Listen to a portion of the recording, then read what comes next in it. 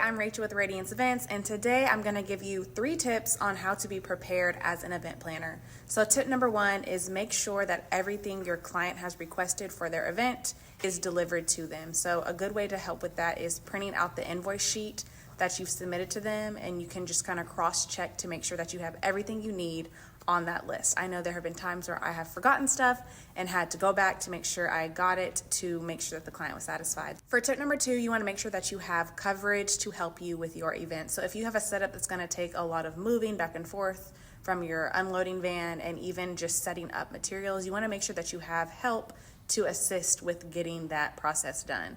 I have tried to be Wonder Woman. It is impossible.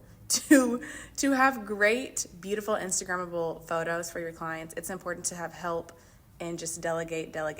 So always make sure that you have help whenever you're doing your setups. And lastly, you want to make sure that you have extra materials of what you're delivering. So for example, if you're doing a balloon garland, it's important to have extra balloons. You don't know if during transport something might pop or if while you're there something might get damaged. I always have clauses in there to kind of help out with those situations, but you just always want to be prepared to get ahead of the situation before something terrible happens and you do not have extras. That also goes for florals and centerpieces. If something breaks, you want to make sure that you have everything you need to always deliver a high quality event to your clients.